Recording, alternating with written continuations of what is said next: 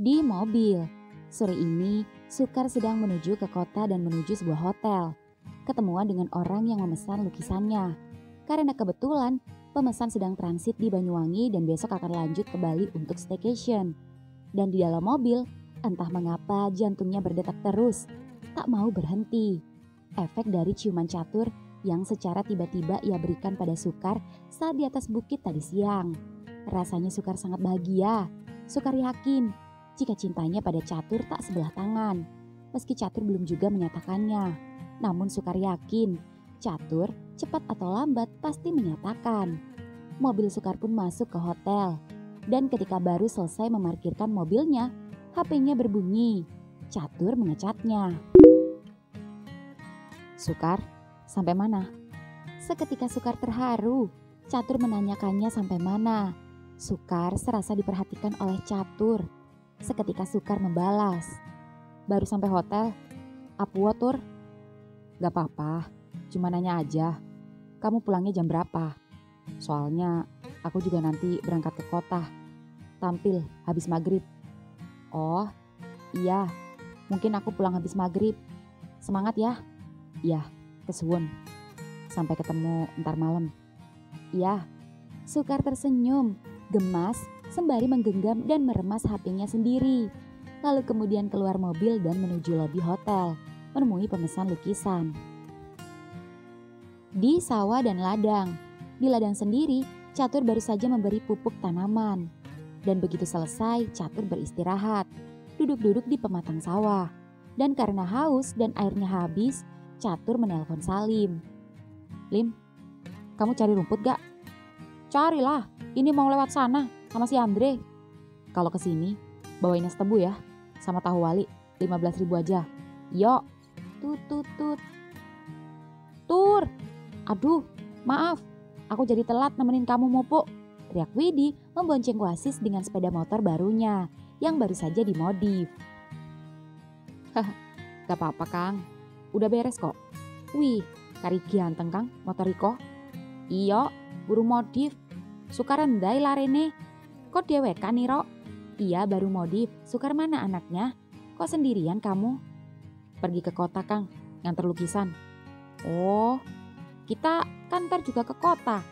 Ketemu sekalian di sana, ucap Widi. Kan ini ada acara di hotel Wid. Dia kan bukan tamu undangan. Ya ikut rombongan kita aja. Gak apa-apa Kang, Sukar di rumah kok. Karena dia juga mau sibuk melukis pesanan lagi. Oh, gitu.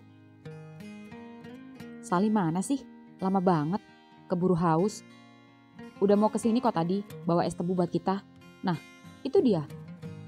Tur, sorry, tadi ada pembeli. Bapak baru datang, tadi pulang bentar. Iya. Sikat. Semuanya pun menyantap tahu wali sembari minum es tebu di pematang sawah sembari menikmati senja. Habis ini mandi di kali yuk, ucap Salim. Ayo Kang, gue sambil konten, ucap Andre semangat. Iya, tapi temenin aku cari rumput bentar ya Andre. Siap. Dan ketika semuanya asik menikmati tahu waliknya, tiba-tiba dari kejauhan terlihat sebuah mobil berjalan menghampiri dan menuju pada mereka. Namun bukan mobil Sukar. Lantas mobil siapa? Baik Catur, Salim, Andre, Widi dan Wasis pun penasaran. Riko, teriak Andre yang terkejut ketika seorang cowok tampan namun sedikit dengan sikap sombong keluar dari mobil. Kenapa? Heran ya? Ngapain lo kemari? Santai aja keles, gue kesini mau nemuin Sukar, bukan ketemu lo. Kenapa lo yang ribet? Sialan nih orang, ucap Andre yang pengen nonjok. Entah mengapa Andre terlihat kurang suka dengan pria bernama Riko itu. Dre, jangan, ucap Salim menahan Andre. Jelasin sama gue, apa tujuan lo kemari? Cuma main, kangen aja sama Sukar. Bangsat, kalau lo mau macam-macam sama Sukar, lo berhubungan sama gue. Maaf, mas siapa? Tanya Catur bertanya sopan pada Riko. Namun dengan wajah sinis, Riko menatap Catur. Tak hanya menatap Catur, tapi juga menatap Wasis, Widi, Salim secara bergantian. Lalu sorot matanya kembali menatap Catur. Kalau gue tebak, menurut cerita Simbo, lo pasti catur ya? Buruh yang disuruh buat jaga di sini. Karena kata Simbo, lo paling ganteng di antara yang lain. Iya mas, benar. Aku catur dan buruh yang menjaga di sini. Panggil aja gue Riko. Gue juga teman Sukar ya. Meski gak sedekat Andre pada Sukar, tapi kita cukup dekat. Karena bokap Sukar dan bokap gue temen nongkrong.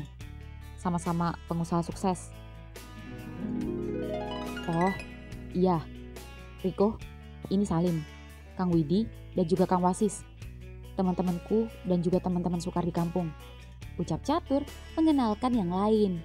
Dan yang lain tersenyum, meski hanya senyum sekedarnya saja. Kemana Sukar? Kenapa lo nanya? Emang lo gak ngabarin dia mau kesini? Ucap Andre kesal. Ya iyalah, surprise. Sukar sedang ke kota mengantar pesanan lukisan. Ya sudah, gue kabarin dia dulu. Ucap Riko berjalan sedikit menjauh dari catur dan yang lain untuk menelpon Sukar. Dre, kamu kenapa marah-marah toh sama dia? Ada apa? Gue gak suka sama dia Kang. Iya kenapa? Tanya Salim pada Andre. Dia suka Sukar sejak lama, tapi pernah ditolak. Itu karena Sukar sebelumnya straight dan suka cewek. Tapi karena berteman sama gue, dia ngira Sukar gay. Dan mentang-mentang kedua orang tuanya bestian, si Riko memanfaatkannya untuk mendekati Sukar lagi. Gue gak suka karena gue tahu sebangsat apa dia. Wah, Tur, kamu punya saingan Tur, ucap Widi nyeletuk. Bener Tur, sainganmu berat Tur, tambah Salim yang membuat wajah catur seperti pesimis. Lalu Andre menghampiri catur, mendekatinya dan menatap mata catur dengan tajam dan serius. Tur, gue kasih warning buat lo, hati-hati, dia saingan lo sekarang. Itu cuma segelintir dan masih banyak selain dia yang ngejar Sukar. Dan kalau lo beneran suka sama teman gue dan gak mau kehilangan Sukar, jangan gantungin dia. Jangan lengah sebelum lo nyesel hati Sukar diculik orang lain. Catur seketika memperhatikan Riko di sana yang sedang terbahak-bahak mengobrol bersama Sukar. Dan sepertinya keduanya terlihat akrab dan dekat. Dre, mau kemana? Teriak Salim pada Andre saat hendak menghampiri Riko. Kang Salim cari rumput sendiri ya. Gue gak ikut. Gak apa-apa kan? Biar gue yang urus dia. Kang Salim dan yang lain abis ini juga mau ke kota kan tampil? Iya, tapi kamu jangan berantem lo ya. Jangan bikin ribut di kampung. Kagak. Ya udah. Andre pun kini menghampiri Riko, sedangkan Wasis menghampiri Catur dan mengelus pundaknya. Tur, kali ini aku setuju dengan Andre. Sainganmu gak main-main. Tunggu apa lagi? Jangan lagi ragu-ragu. Iya Tur, ternyata orang kota ganteng-ganteng ya. Ucap Wasis kesal. Iya, lupa. Hehe, aku bercanda. Aku kan udah punya kamu. Mulai, ganjen. Enggak kok. Kamu mau sama aku aja, aku udah syukur sis. Ya udah, jadi mandi nggak nih? Aku tak ngarit dulu, tanya Salim. Jadi, setelah ini kita langsung ke sanggar. Iya. Di hotel sendiri setelah bertemu dengan pemesan dan sempat mengobrol diajak makan malam bersama. Waktu menunjukkan pukul 9 malam. Sukar pun tak sabar untuk pulang, untuk bertemu dengan Riko, teman sekaligus anak sobat bapaknya. Sukar benar-benar kaget dengan kedatangan Riko yang mendadak itu. Ya, Riko sendiri baru pulang dari luar negeri yang sebelumnya mengurus bisnis papanya di sana dan sekarang berganti mengurus bisnisnya di Indo di kantor pusat. Dan rasa rindunya pada Sukar membuat Riko ingin menemuinya. Meski sebelumnya keduanya jarang berkomunikasi. Jujur, Sukar senang, namun juga bercampur cemas. Karena sebelumnya Riko pernah menyatakan cinta padanya. Namun Sukar tolak, karena memang sebelum merasa Sukar dengan Catur, Sukar masih merasa normal. Sukar berharap Kedatangannya ke sini hanya untuk bermain atau silaturahmi saja dan tidak berniat apa-apa. Dan jangan sampai dia tahu kalau Sukar menyukai catur. Karena jika sampai tahu, apa kata Riko nanti? Karena sebelumnya Sukar menolaknya dengan alasan normal dan sedang berkencan dengan seorang wanita. Apa kata Riko jika tahu Sukar sekarang belok dan homo? Pasti malunya minta ampun. Sukar sangat sungkan, apalagi keluarga Riko dekat dengan bapaknya. Dan juga keluarga paling kaya raya yang dekat dengan bapaknya. Setidaknya Sukar harus bersikap baik kepada Riko. Sukar pun buru-buru mengecat Andre. "Dre, lo di mana?" "Di rumah lo, jagain si bangsat." "Dre, tolong jangan kasih tahu masalah aku sama Catur ya. Juga urusan kita semua." "Terlambat. Dia udah tahu dari pembantu lo di rumah yang nguping pembicaraan ibu sama bapak lo." "Oh iya, si Mbok kan tahu." "Udah deh, cuek aja." "Ngapa? Lo malu? Emang lo suka sama setan ini?" "Kenapa? Makin cakep ya si doi?" "Makin cakep sih, bodinya makin Yahud. Catur lewat, tapi sekali bangsat tetap bangsat. Gue tahu dia dari kuliah." "Iya, tahu. Tapi dia anak temen bokap gue." "Terus masalahnya apa? Udah deh, lo cepat balik. Gue berduaan sama dia. Mana Kang Salim lagi manggung." "Iya, ini balik." Sukar pun buru-buru melajukan mobilnya menuju pulang. Dan ketika di dalam mobil, dan ketika baru saja mobilnya jalan, HP-nya berbunyi. Catur telepon. "Ya Tur." "Kamu di mana?" "Di jalan, mau pulang." "Aku mau ngomong sesuatu sama kamu." "Apa Tur?"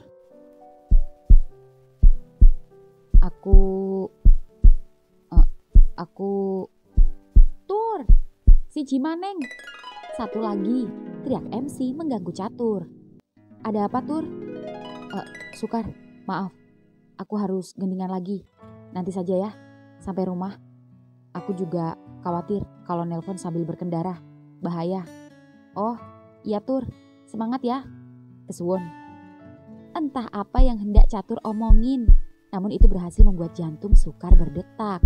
Sukar bertambah senang ketika baru pertama kali Catur mengucapkan terima kasih dengan emot love dan cium. Sukar pun membalas sama, lalu pulang dengan hati ceria. Di ballroom hotel, malam ini Catur sedang menyanyikan sebuah gending osing request bapak pejabat. Tak hanya Catur juga duet dengan penyanyi cilik yang sedang viral asli kelahiran dari tanah Using Banyuwangi, yaitu Farel Prayoga. Salim pun juga berkolaborasi dengan kendang cilik Alvaro. Baik Catur, Salim, Widi, Wasis, dan personil yang lain sedang menghibur para undangan di acara wedding resepsi anak pejabat daerah di kota. Meski dalam hati Catur cemas, memikirkan Sukar.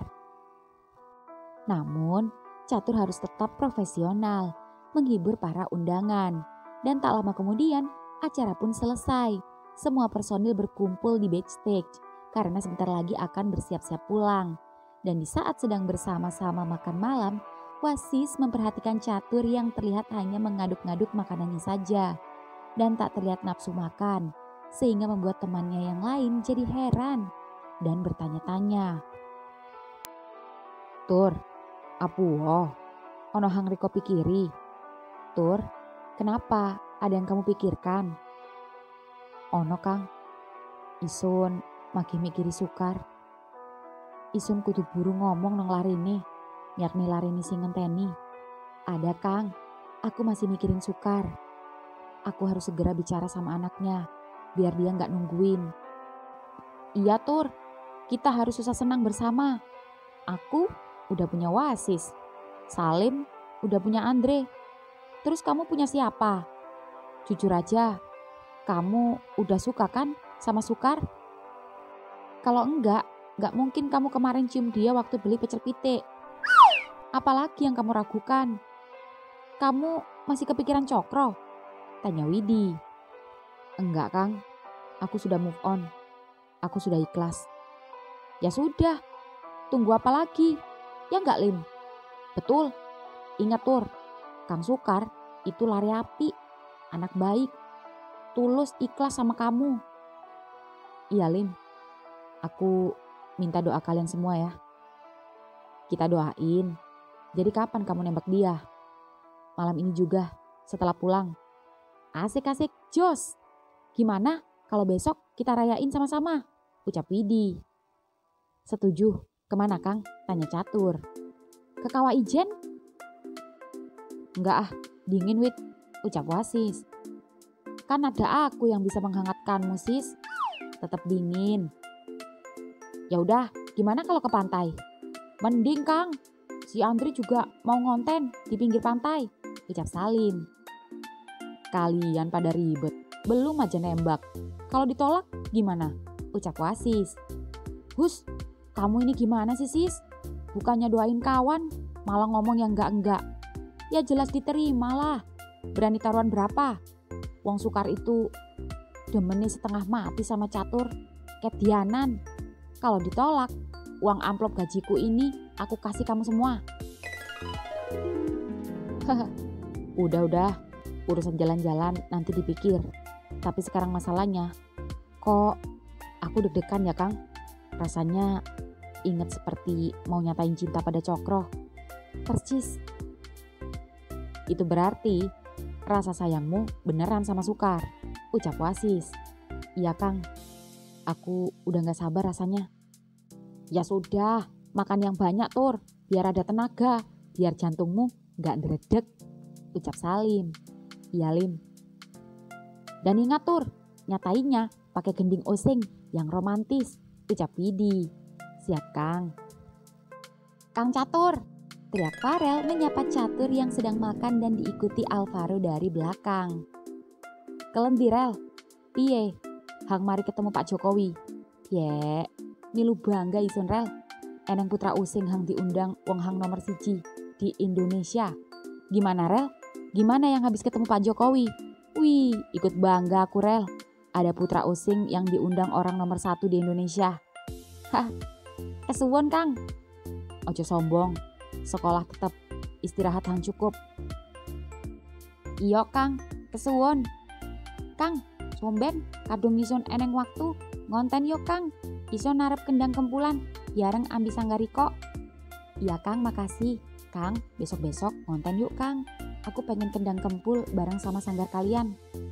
Boleh, ngomong sama Kang Ketua ya, biar ditentuin waktunya. Iya Kang. Kang Salim, Kang, api kendang Riko, oleh jajal. Kang Salim, bagus amat kendangmu. Boleh cobain gak? Tanya Alvaro. Nyo, jajalan.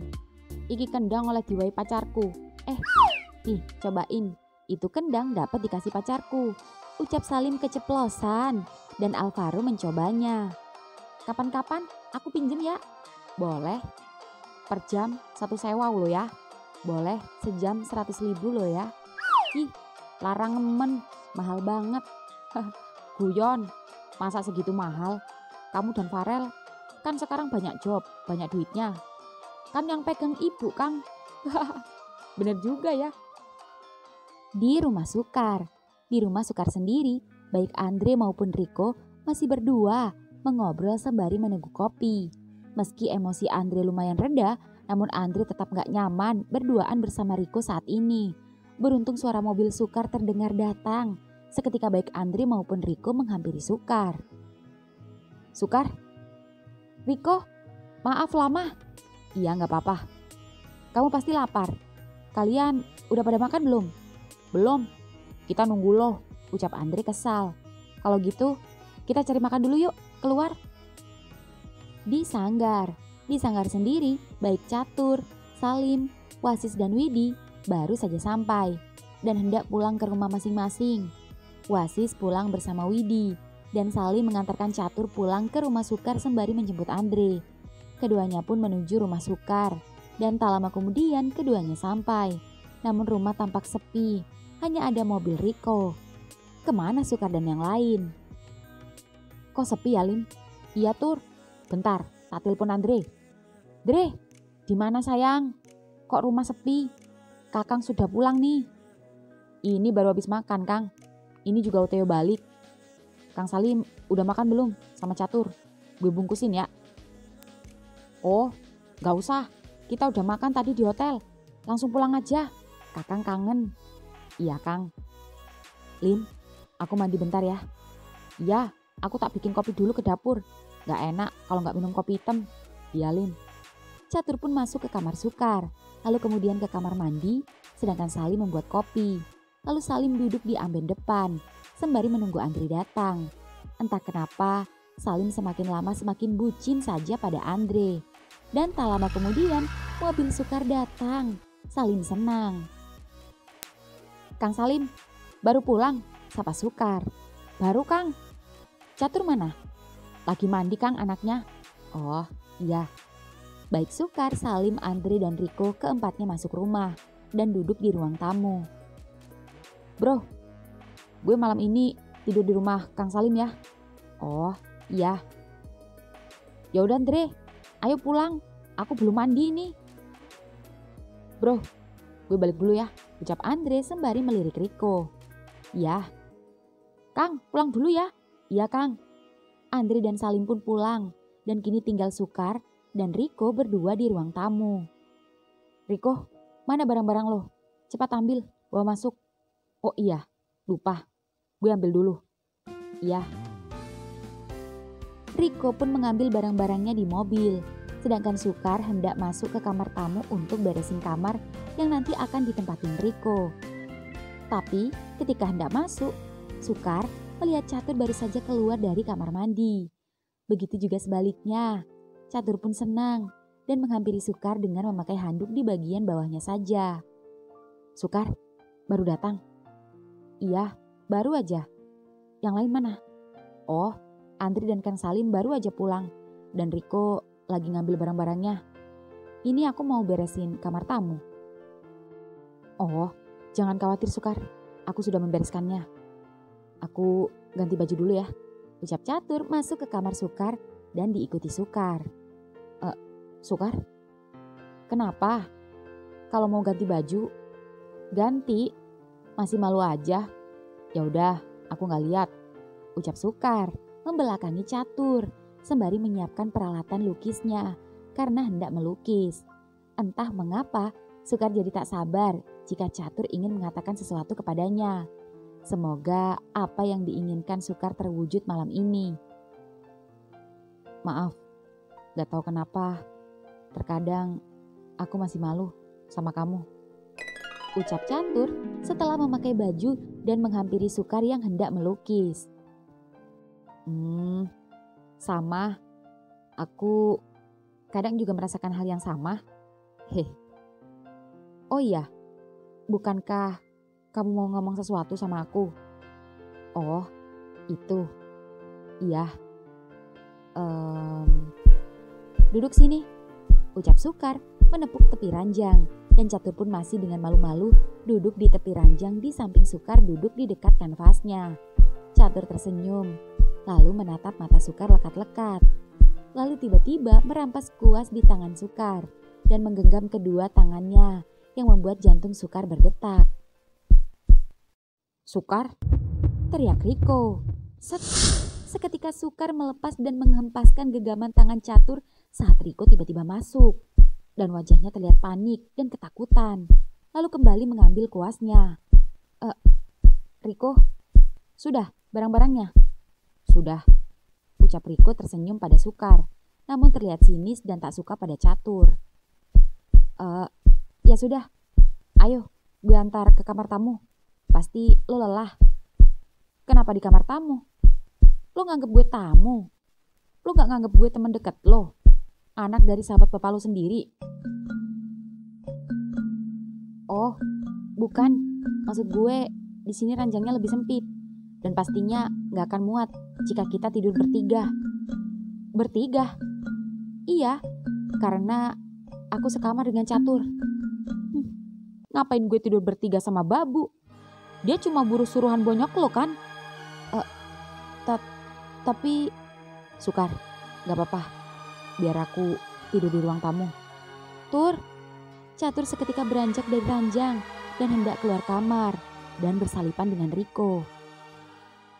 Tunggu, buatin gue kopi susu, perintah Riko semena-mena. Namun Catur mau tak mau harus tetap menghargai, karena Catur menyadari jika Catur memang seorang buruh. Iya, Sukar, kamu pasti mau teh kan? Oh, iya Tur, ucap Sukar merasa tak enak pada Catur, namun juga tak bisa mengacukan Riko begitu saja. Sukar takut Riko mengadu ke bapaknya dan membuat bapaknya malu pada bapak Riko. Taruh mana nih bro, tas gue? Oh, taruh di sini aja.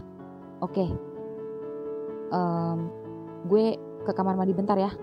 Oh, iya. Jujur, Sukar merasa tak enak pada Catur. Hatinya bimbang. Sukar bertanya-tanya, mengapa Riko datang di saat yang tidak tepat dan mengganggu kedekatan Catur yang mulai menunjukkan sesuatu pada Sukar. Sukar serba salah dan bingung harus bersikap apa. Otaknya ngeblank. Melukis pun jadi tak konsen. Ujung kuas lukisnya berkali-kali hendak menggambar sebuah lukisan, namun berkali-kali urung. Berbeda jauh saat bersama Catur. Aura Catur dapat membakar semangat dan mampu menghidupkan jari-jarinya dengan lincah, secepat kilat melukis dengan mudah. Catur benar-benar penyemangat Sukar dalam keadaan apapun. Di dapur sendiri, saat Catur membuat kopi dan teh, Riko sendiri baru saja keluar dari kamar mandi. Dan tiba-tiba menghampiri Catur yang sedang mengaduk teh Sukar. Gue ingetin, jangan berani deket-deket Sukar. Sukar milik gue. Mending lo ngaca.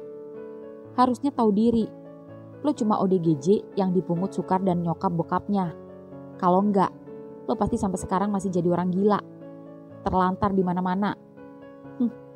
Sekali babu, tetap babu. Jangan halu, ucap Riko meninggalkan Catur lalu masuk ke kamar Sukar. Ingin sekali rasanya Catur melempar gelas kopi panas ke wajah orang kota yang sombong ini. Tapi Catur buru-buru menurunkan emosinya. Dia tak boleh terpancing oleh Riko.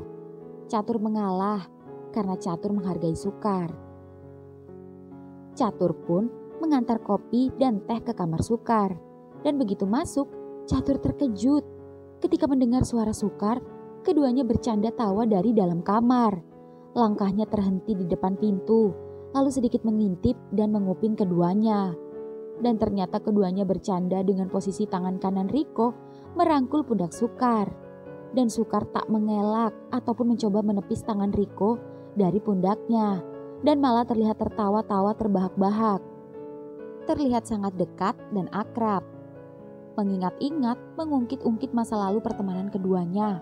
Bahkan Catur mendengar dengan telinganya sendiri jika Sukar memuji Riko di belakangnya. Beneran, lo dulu iteman, dekil, tapi sekarang cakepan. Percuma cakep, lo gak mau sama gue, dan lo lebih milih ODGJ. Dek. Seketika Sukar menghentikan melukisnya. Maksud lo? Sukar, gue udah tahu kabar lo selama ini. Gue juga selalu pantau lo selama ini, meskipun gue jauh sama lo. Dan selama gue di luar negeri, gue tenang karena lo masih sendiri dan gak jalan sama cewek lagi. Tapi begitu gue dengar kabar dari sumber terpercaya kalau lo suka cowok, ODGJ, gue shock. Gue gak nyangka dan gak percaya. Cowok yang dulu nolak gue, alasan straight, dan lama gak jalan sama cewek lagi, tahu-tahu mendadak homo. Amazing, luar biasa. Jadi, lo selama ini bohongin gue? Riko, gue gak pernah bohong pada siapapun, termasuk lo. Gue ketemu lo, emang gue gak pernah ada sedikit pun kepikiran suka sama cowok. Gue gak muna, emang itulah gue pada saat itu. Lain cerita saat gue ketemu Catur. Semua mengalir begitu saja. Gue langsung jatuh cinta. Gue juga gak ngerti pada diri gue sendiri. Dia gak pantas buat lo. Dia cuma buruh. Lo lebih pantas sama gue. Cinta tak padang status. Cinta tak bisa dipaksakan. Bullshit. Cinta tak padang status. Cinta tak bisa dipaksakan. Kedengarannya munafik. Cinta tak pandang status, tapi status itu sangat berpengaruh kuat dalam suatu hubungan. Cinta memang tak bisa dipaksakan, tapi cinta dapat dibangun, diciptakan, dan diwujudkan. Asal ada kemauan, pasti ada jalan. Sukar, gue suka sama lo, udah lama. Dan masih tetap. Bokap kita dekat. Bokap kita sudah sama-sama tahu kita. Gue yakin, bokap lo lebih setuju kalau lo sama gue daripada sama si ODGJ yang dipungut itu. Lagi pula, gue sempet nguping saat bokap lo dan bokap gue ngobrol. Gue denger sendiri. Kalau bokap lo menganggap kalian berdua cuma sebatas kakak adik saja dan tidak lebih. Sukar heran mengapa Riko bisa tahu sedetail itu. Tapi gue gak suka sama lo. Gue suka Catur. Emang lo yakin kalau Catur suka sama lo? Lo pikir gue gak tahu kalau dia cuma nganggap lo adik? Tapi itu cuma sebagai alasan. Cari muka dan ada maunya aja. Ingat Sukar, Catur itu gak suka sama lo. Dia cuma mau manfaatin lo dan keluarga lo doang. Dan sengaja cari muka karena takut terlantar. Gak mungkin. Gue bisa merasakan kalau dia juga suka sama gue. Catur orang baik. Dia gak akan setega itu. Emang kalian udah jadian? Ya belum. Tapi apa? Kalian udah intim? Bodoh. Lo gak sadar lo itu deket-deket sama orang gak waras. Orang gila. Psycho. Lo itu cuma dipakai pelampiasan doang. Karena nafsunya gak bisa tersalurkan. Gegara sange kelamaan sendiri ditinggal cowoknya mati.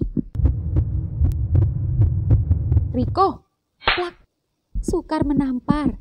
Lalu Riko yang tak terima seketika beranjak dan cups, mencium bibir Sukar dengan paksa. Jar. Gelas kopi dan teh pun jatuh dan pecah. Catur yang emosinya tertahan sedari tadi masuk ke dalam kamar dan menghampiri keduanya. Kurang ajar. Catur menyerang dan menghajar Riko secara bertubi-tubi. Sedangkan Sukar yang panik mencoba melerai. Catur jangan. Catur. Dia bicara omong kosong. Itu semua fitnah. Itu gak benar. Iya, tapi kamu jangan main asal pukul. Dan jangan ikut campur urusanku. Kamu gak berhak. Aku yang berhak mengajarnya sendiri. Kamu tahu siapa yang kamu pukul? Keluar. Sukar. Aku tak seperti yang ia pikirkan. Aku tahu. Aku bilang keluar. Ucap Sukar membentak Catur yang membuat Catur menatap wajah Sukar dengan sedih dan kecewa. Catur tak menyangka ketika menyadari hatinya telah jatuh cinta pada Sukar, namun Sukar malah seperti ini. Sukar, malam ini juga aku jujur. Aku menyukaimu. Aku bersumpah. Aku tak ada niat sekalipun memanfaatkanmu. Aku orang miskin, tapi aku tak pernah sekalipun mengemis belas kasihan kepada siapapun. Termasuk kepada kamu, ibu dan bapakmu. Aku juga tak pernah meminta ditakdirkan bertemu denganmu. Semua mengalir lewat takdir. Tapi rupanya, aku salah berpikir. Riko benar, orang sepertiku tidak pantas ditakdirkan denganmu. Jangankan berpasangan, berteman dan berkeluarga denganmu saja, aku tak pantas. Tur, bukan itu maksudku. Sukar, aku tidak akan membencimu. Aku akan tetap berterima kasih kepadamu atas semua kebaikanmu selama ini. Tapi maaf, aku tidak bisa mengurus ladang dan sawah ini lagi. Sampaikan permintaan maafku pada ibu dan bapakmu. Tur, tunggu.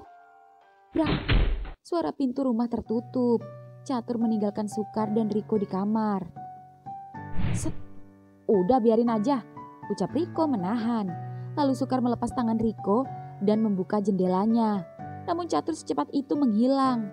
Sukar nekat meninggalkan Riko berlari mencari Catur. Sukar, lo kemana? Udah malam, jangan tinggalin gue. Sukar berlari ke hutan bambu. Sukar mengira Catur pasti lari ke sana. Namun ketika sudah sampai hutan bambu dan sungai, memanggil Catur. Catur tak ada.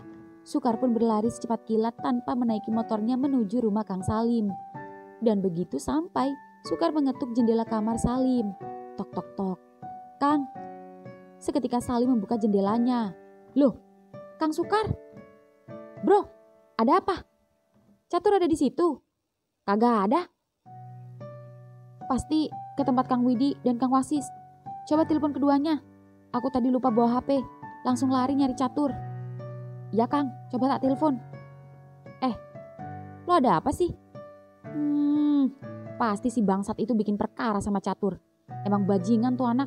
Udah gue wanti-wanti jangan nyenggol Catur. Berani-beraninya dia. Udah. Gue gak mau bikin masalah. Jangan gitu juga. Lo harus tegas. Jangan mentang-mentang dia anak sobat bokap lo dan mentang-mentang orang kaya bisa semena-mena. Kang Sukar, gak diangkat dua-duanya. Catur juga gak bisa dihubungi. Kita samperin aja ke rumahnya Kang Widi ya. Naik motorku, ayo bertiga. Iya Kang. Di rumah Sukar, masih di kamar Sukar sendiri, Riko kesal karena Sukar lebih memilih Catur si ODGJ daripada Riko temannya sendiri. Di rumah sepi di tengah hutan dan ladang seperti ini. Riko hendak menelpon, namun sialan, HP Sukar tertinggal di kamar. Riko mencoba menghubungi Andre, namun tak diangkat. Suasana rumah Sukar yang sunyi terasa creepy, menyeramkan. Dak, jendela kamar Sukar terbuka, angin tiba-tiba kencang. Lalu, dari jauh, terlihat seperti seseorang sedang berdiri dari kejauhan. Riko yang penasaran mengucek-ngucek matanya dan berjalan menuju jendela. Sekilas, seperti Sukar. Namun kenapa dia berdiri di sana gelap-gelapan? Sukar, itu lo kan? Oh iya bener. Woi, lo ngapain di sana? Sini, gue sendiri. Gue takut. Ketemu belum orang gila itu? Sukar geleng-geleng tak bersuara. Buruan sini. Ngapain di situ sih? Sukar masih tak bersuara, tapi terlihat tersenyum di remang-remang cahaya lampu. Lalu tiba-tiba melucuti seluruh pakaiannya yang membuat Riko terkejut. Keterkejutannya semakin menjadi-jadi saat Sukar melambaikan tangannya seolah mengajak dan berjalan menunjukkan pantatnya yang bergoyang sembari berjalan masuk ke dalam hutan bambu. Gila si Sukar, munafik banget, sok-sokan nolak gue.